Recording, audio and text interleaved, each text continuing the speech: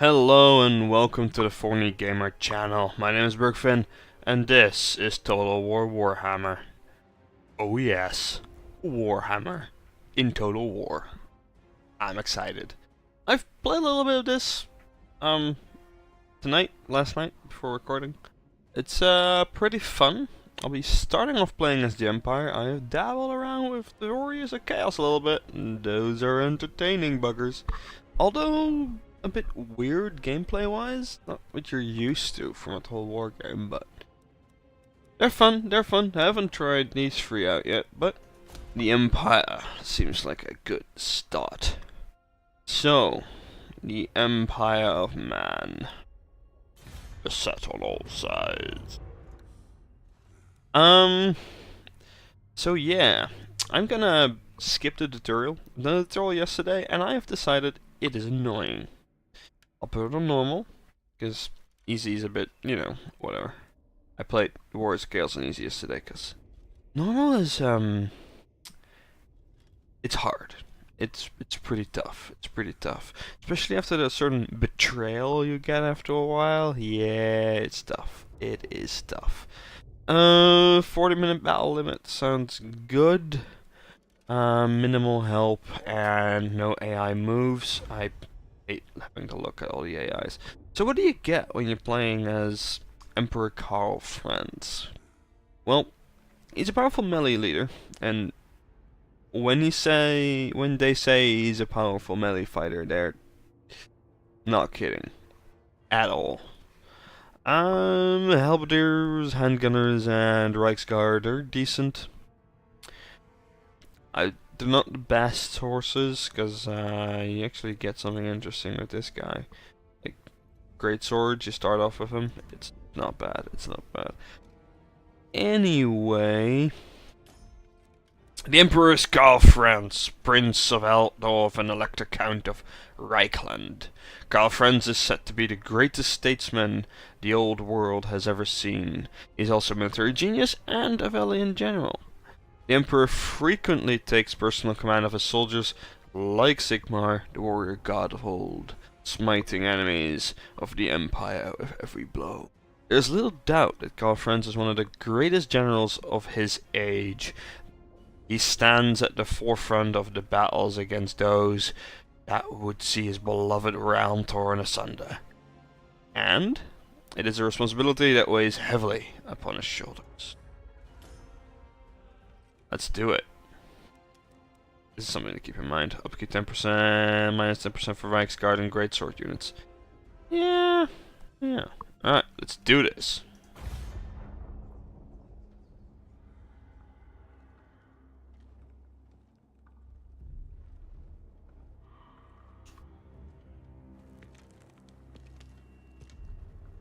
The drums of war never cease.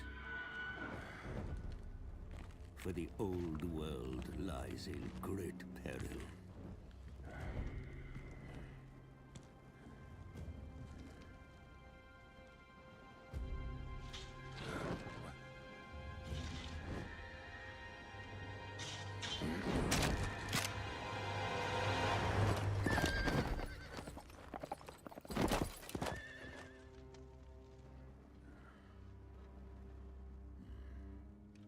A strong leader is needed to unite the Empire, the greatest of mankind's nations.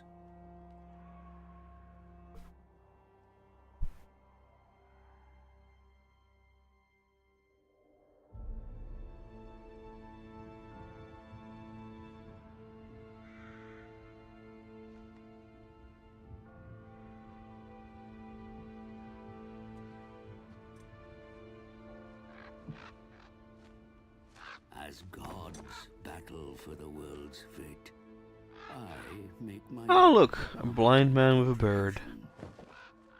in the employ of the newly anointed Emperor.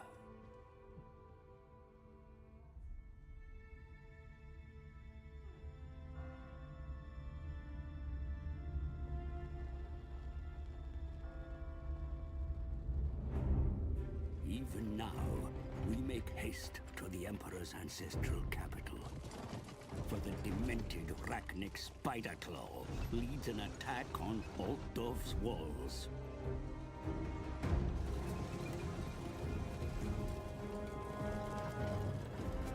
My charge is Karl Franz, the true wielder of Gal Maraz. But as he fights to secure his status as Emperor, will his reign strengthen the nation? Or lead it to ruin?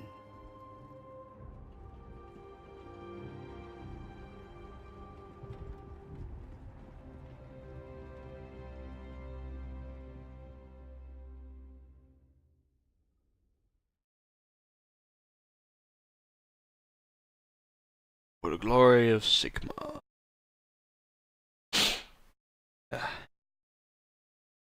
I am still in the process of beating a cold, so if you hear me sniffle at any point, I'm terribly sorry.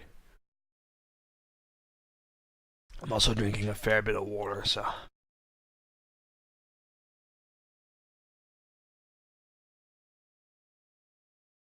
Come on.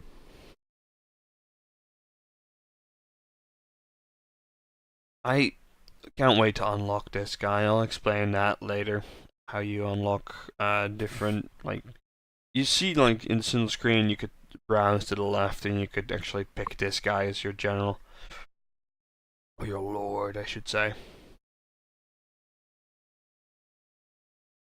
Gives you a bit of a different gameplay-ish thing.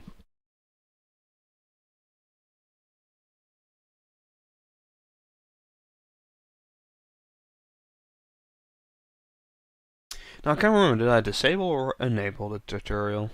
Nah, we'll see. What is done is done. The green-skin threat is extinguished, sire. Alright, so the first battle is a Fight to battle against secure orcs. your rule has only just begun. Yes, indeed. The Empire is beset by civil war once more. Secessionists hostile to your election as Emperor are trying to form a breakaway province to the south. Crush them and bring the lands back to your sovereign rule. Of course. To the north, Boris Todbringer of Middenheim, a bitter rival in the recent election, is openly hostile. Of course he Clash is. with Todbringer and the wolves of Middenland may well be unavoidable if you wish to unify the Empire. Plan for this eventuality. Already have.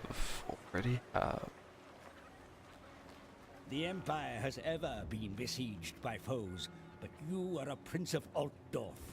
Greatness runs in your very blood. Make the Heldenhammer proud. Yes. I love the semi-German names. Although... that wasn't German. That was Dutch. The Empire. Little translation. Hero Hammer. Why, yes, indeed. Ready. Alright, let's... What do we want to focus on first? Do we want to first take Eihart? Move up to Helmsgard and then to Grunberg? Or do I just take Grunberg first? As I don't know. Alright, let's first of all take the army there. And get myself some more stuff. Okay. So there's a couple mechanics that are new-ish to Warhammer. So the way technologies work for the Empire, at least, because for Chaos it works slightly different, is you have buildings. And once you unlock the buildings, you unlock the technologies that go with those buildings. And I'm pretty sure that even if you lose them, keep the technologies. Don't quote me on that. I haven't tested out destroying buildings yet. The objective screen is pretty much the same as Rome and probably Attila, but it's not really exciting. Treasury, just your basic treasury as usual. Income, expenditures, that's it. The Empire has an interesting mechanic though, as far as I could see. It has offices. Yes, it has offices. So, once you have a hero that matches the requirements, you can put him in. So rank 5, we can become your spy master, and it gives you, you know, stuff to do with your heroes on the field, or in the campaign map. Treasurer gives you more stuff. Arch-Lector gives you more stability, and reduces corruption, which I'll get to in a bit. And you have to, you know, different things for every aspect, with the top office being the Emperor. You know, Karl Franz, because badass. That's something I noticed being different from that aspect from other games that I've played from Total War thus far. Diplomacy map, pretty standard now anyway.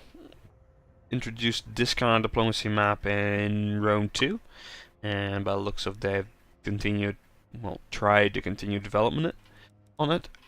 You see all the Empire provinces, the Bretonnian Empire, which is over there. The Dwarven Realms, which I'll need to get good contacts with, because they're good trading partners. The Greenskin tribes, or the Orcs. And then you have the Eastern lands. There's even a city called Prague there, it's pretty good. And you have some other Orc tribes, which are probably more chaos orientated. Oh wait, whatever, horde, okay. And then you have the undead, which is the vampire counts and Tempelhof. Marienburg, Middenland, Nordland, Ostermark. I am pretty sure Wargaming didn't know what the hell they were doing when naming this, but most of it is Dutch-German. Pretty interesting. Hello. So, I would love to show you a battle, but this one isn't really interesting. Or maybe it is. Yeah. Let's go in. Let's kick some ass. And show you guys the battle mechanics a bit. So they're gonna be attacking me, which is really useful, because that means they can just set up a line and smash into it, depending on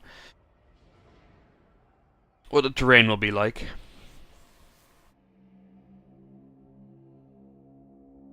Let's see, swordsman, pikeman, and a crossbow, and I have cavalry, pikemen, halberdiers, crossbowman, a handgunner, and Karl Franz.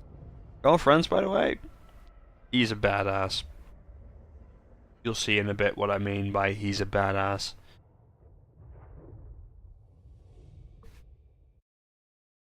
Alright. So I've seen a couple YouTubers neglect some things thus far, and I can say I was a bit cringy. No. So they'll be coming from over here, probably deploying either on the hill or in the valley. So what I want to do is I want to have a line of pikemen. And I'll have my swordsman on one side. I'll have Karl Franz over there because he's a badass. And I'll have my gunners over there, my crossbowmen over there, and my gunners being protected by cavalry. Alright. If you wonder what this battle is, by the way, it is super useful. So if you're more like a top-down commander, then you use this, like, all the time. You can play the match in it, you can just watch the overhead view of the battle. If you're more like a, you know, Total War did this before it even did that, so if you're just more like a You know, you want to get the lay of the land a little bit, see the elevation of things a bit better. It's very useful for individual troop movement, like if you want to have your cavalry behind the hill and storm over into the valley as they come over to you, that sort of thing. Really useful for that.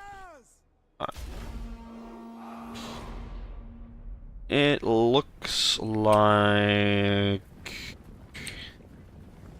Look at that dude. The Pretender, that rebel.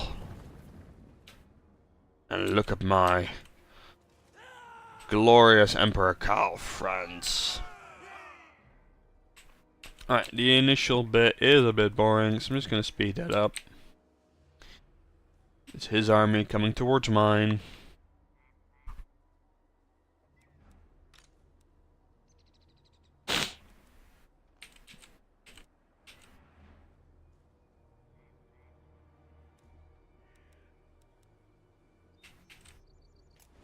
I am actually gonna put you guys on guard. This was a really good move, by the way.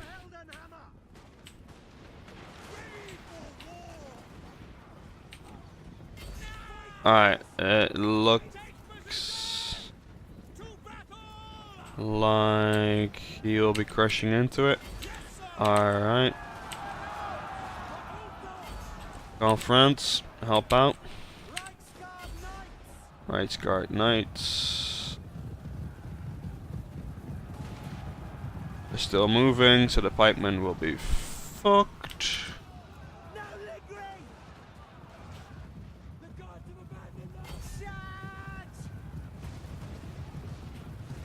Cool. Where's Carl? There's Carl. That guy needs to die. After that guy is dead, you can pretty handily start moving towards Alright,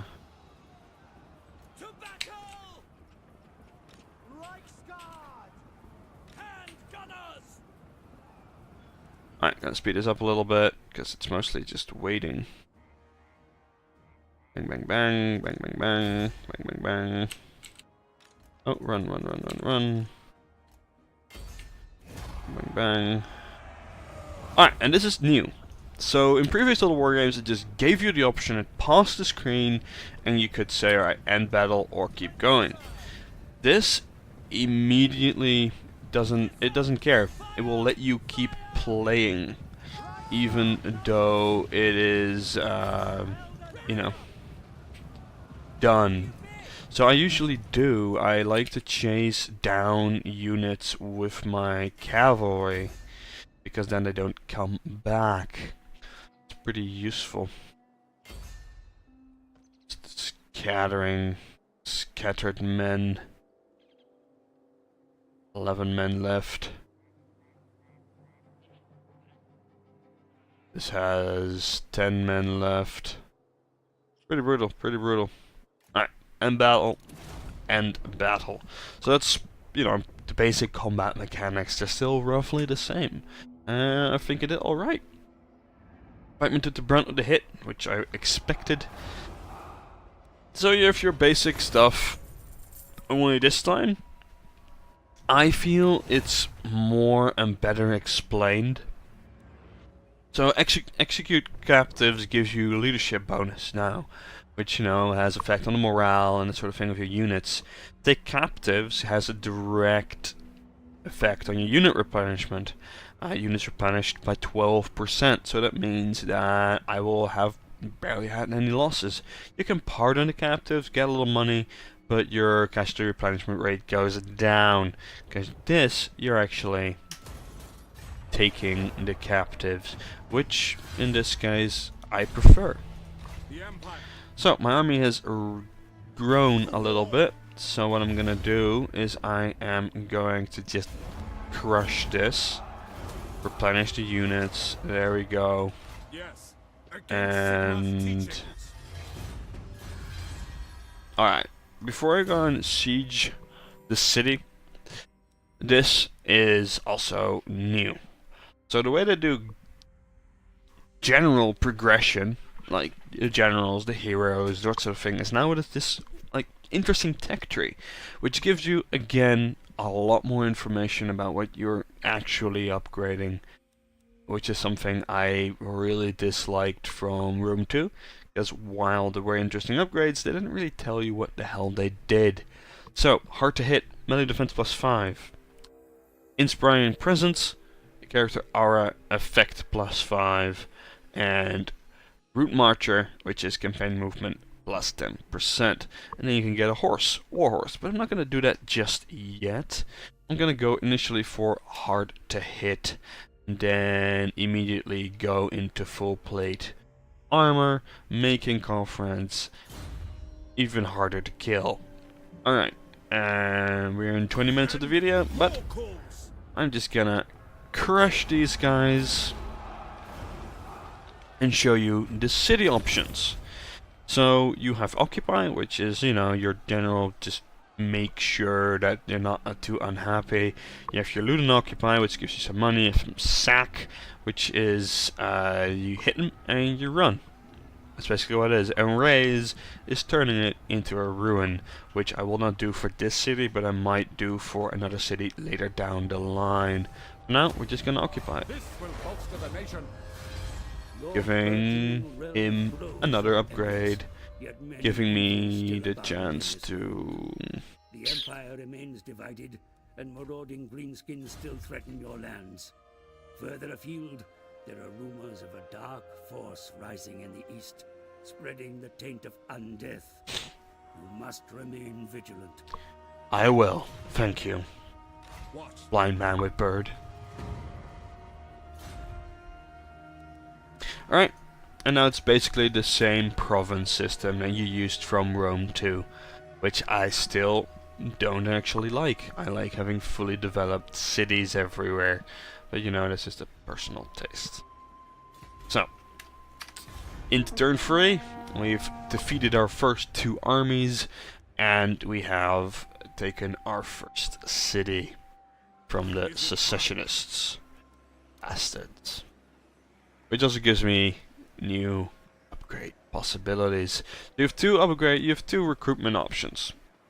You have global, which takes 2 turns to get to you, and they're more expensive. Or you have local, because you are in a town. Now I don't know. Oh, that's interesting. I think you can recruit them at the same time. That's intriguing. Cannot recruit, which requires additional buildings. Blacksmith, okay, that's fine. That does mean I'm gonna replace these 2 buggers with shielded, because, you know, they're better. It costs a bit more to maintain, but I don't really care that much. And I'm gonna go for some more crossbowmen, because that's just super useful. And yeah, some more swordsmen. Cool. So the next 3 turns, that will be that. Oh, research and technology is because we unlock the rally fields. So it's user unit experience, it's leadership, and it's speed. I think I'm gonna go for the experience first, because never underestimate unit experience. And this is how upgrading works now. You have surplus, like in Rome 2, and you upgrade the town, but you don't have to do any prerequisite researches for it, so it's pretty interesting. Right, why not do that as well while we're at it? Alright, turn 4. This is a quest, by the way, in the background, which I won't do until I got a full stack, because apparently there's no time limit on it, which is interesting to me, if you ask me. But hey, whatever. Alright, 1 more turn, and then I can march on Helmgard. But that will be the episode for now. Thank you for watching. See you next time in an empire beset on all sides.